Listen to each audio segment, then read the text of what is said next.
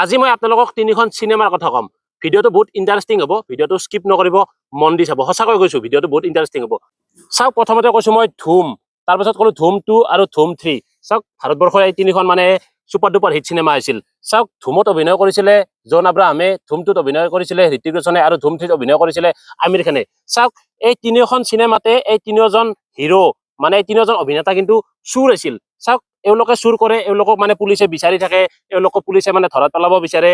কিন্তু আমি কি ভাবো জানেনে, এওঁলোক চুৰ হলেও কিন্তু আমি চিনেমাখনত এনেকে ভাবো যে এওঁলোক যাতে কেতিয়াও পুলিচৰ হাতত ধৰাত নপৰে বা পুলিচে যাতে এওঁলোকক কেতিয়াও বিচাৰি নাপায়, চুৰ কৰাৰ সময়ত যাতে কেতিয়াও বিচাৰি নাপায়, আমি তেনেকে ভাবো। কিয় জানেনে, এওঁলোক হৈছে হিৰো আৰু আমাৰ প্ৰিয়।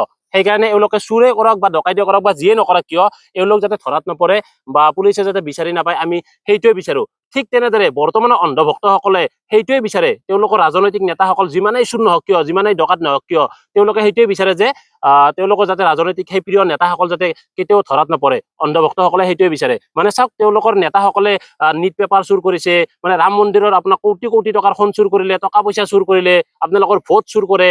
তাৰ পাছতো তেওঁলোকে অন্ধভক্তসকলে এইটোৱে বিচাৰে যে তেওঁলোকৰ ৰাজনৈতিক নেতাসকল যাতে কেতিয়াও আইনৰ হাতত ধৰাত নপৰক, তেওঁলোকৰ সেই ৰাজনৈতিক প্ৰিয় নেতাসকল যাতে কেতিয়াও ৰাইজৰ দোষত নপৰে বা আইনে যাতে তেওঁলোকক কেতিয়াও ধৰাত পেলাব নোৱাৰে চুৰ কৰা বুলি। চাওকচোন, ৰাম মন্দিৰ চুৰ হৈ গ'ল, এজন অন্ধভক্তও কিন্তু মাত মাতা নাই, চুৰ হোৱাৰ পিছতো কিন্তু মাত মাতা নাই। চাওক, এই ভিডিঅ'টোৰ জৰিয়তে মই এইখিনি ক'বলৈ বিচাৰিছিলো।